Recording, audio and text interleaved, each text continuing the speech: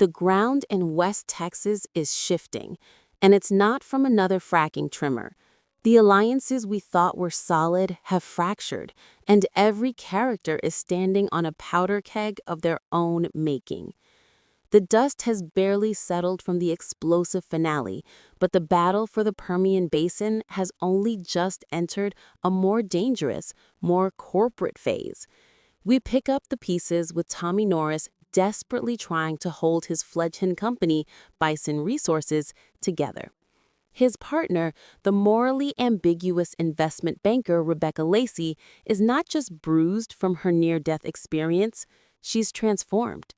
The attempt on her life has sanded away any last remnants of hesitation.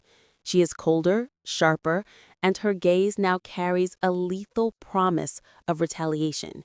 She's no longer just playing the oil game, she's hunting within it. Their victory over the local magnate, Sterling Boone, feels hollow. Boone may be wounded, but a cornered animal is always the most vicious. He's licking his wounds in his fortified office, his pride shattered, but his resources far from depleted.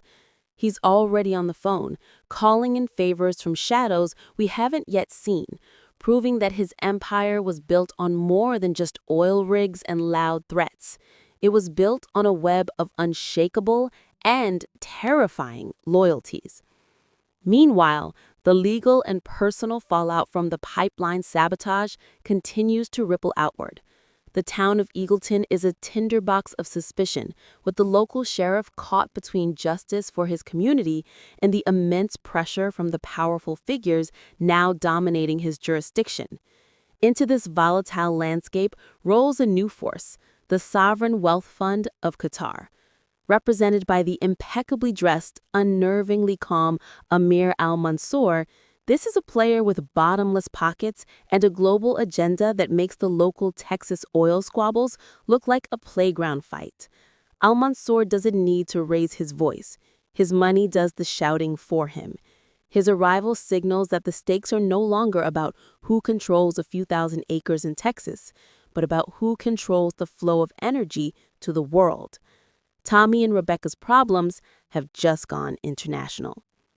As Tommy scrambles to understand this new global adversary, he finds that the ground beneath his own feet is treacherously unstable.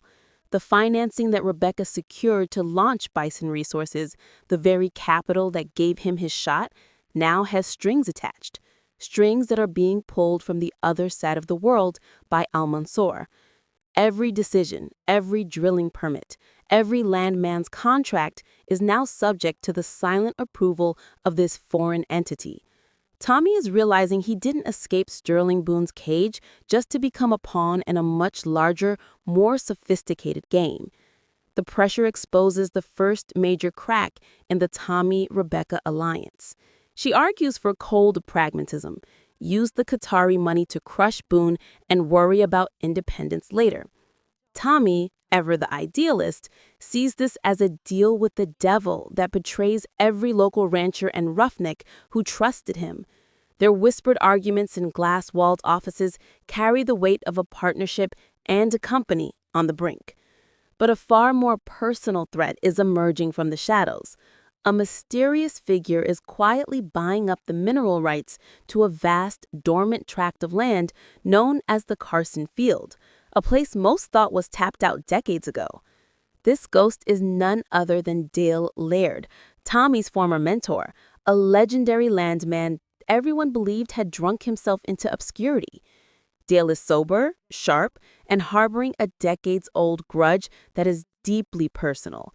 He knows a secret about the Carson Field, a geological truth that could make every other play in the basin irrelevant. He isn't just back for money. He's back for a reckoning, and he's aiming straight for the heart of the man he once considered a son, Tommy Norris. The conflict is no longer fought with rigs and pipelines alone. It's now a war of information, fought in the digital shadows. A hacker collective, perhaps motivated by environmental concerns or simply the highest bidder, begins a coordinated attack on the digital infrastructure of all the major players. Bison Resources' proprietary geological data is breached, Boone's private financial records are leaked to the press, and even the Qatari fund finds its encrypted communications under assault. This digital chaos creates a smokescreen, allowing our characters to make moves unseen. It's in this chaos that the season's most shocking betrayal unfolds. We learn that Rebecca Lacey, in her relentless pursuit of security and power, has been playing a double game from the very start. While publicly aligning with Tommy against Boone and the Qataris, she has secretly been feeding information to Dale Laird, her former lover. Their alliance, forged in a past relationship that ended in bitterness, has been rekindled by a shared goal: to sideline Tommy, whom they both see as too sentimental and unpredictable, and seize control of the entire Permian for themselves.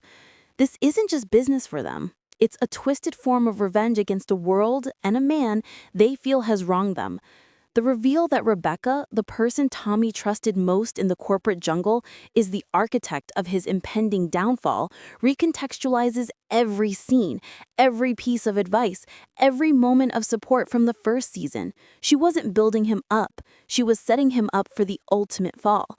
With Rebecca and Dale's conspiracy solidifying, the noose begins to tighten around Tommy. Dale Laird, using the information Rebecca provided, publicly unveils his claim to the Carson Field, presenting geological surveys that are shockingly, irrefutably comprehensive. He announces a partnership with a new, powerful entity, a shell company that is later revealed to be funded by Rebecca's maneuvering of Bison's own assets. Tommy is blindsided. His company's stock plummets, his investors flee, and his own board of directors, orchestrated by Rebecca, begins to question his leadership. In a devastating boardroom scene, Rebecca uses Tommy's idealism against him, framing his resistance to the Qatari deal as reckless and financially irresponsible. She positions herself as the only sane, stable choice to lead Bison through this crisis, effectively staging a bloodless corporate coup. Simultaneously, Sterling Boone, seeing Tommy weakened, decides it's the perfect time to strike and reclaim his dominance. He uses his political connections to launch a federal investigation into the pipeline sabotage, and his legal team expertly plants evidence pointing directly at Tommy. By the end of this section, Tommy Norris is utterly isolated. He's been ousted from his own company, betrayed by his closest ally, framed for a crime he didn't commit, and is now facing a vengeful titan in Boone and a cunning master in Laird. He has no money, no friends in power, and the entire system is rigged against him. Beaten but not broken, Tommy is forced to shed the last of his corporate skin. The man who believed he could play the game and stay clean realizes the game is dirtier than he ever imagined. Hiding out in a motel on the outskirts of town, he connects with the only people he has left: the Landmen, the Roughnecks, and the local ranchers who are also getting crushed by these colossal forces. He learns that Dale Laird's claim on the Carson Field has a fatal flaw: a decades-old handshake lease agreement with a now-deceased rancher that was never properly voided. It's a ghost contract, a sliver of hope buried in a dusty archive. This is no longer about corporate warfare, it's a grassroots rebellion. Tommy, using his innate skills as a landman, charm, persistence, and an unparalleled knowledge of the land, begins to unite the locals. He plans to form a cooperative, pooling their mineral rights to create a single, powerful block that can stand up to Boone, Laird, and the Qataris. He calls it the Phoenix Plan. Meanwhile, the alliance between Rebecca and Dale is already showing cracks. Dale's obsession with his personal vendetta against Tommy is clashing with Rebecca's cold global ambitions. She sees Tommy as a contained threat. Dale sees him as a ghost that must be exorcised. As Tommy rallies his forces from the ground up, the episode closes on Rebecca receiving a cryptic message. The ghost is not in the grave, he's building an army. She looks out her panoramic window, not at the glittering skyline, but down at the dusty streets below, realizing too late that by pushing Tommy Norris out of the boardroom, she may have unleashed a far more dangerous and unpredictable opponent.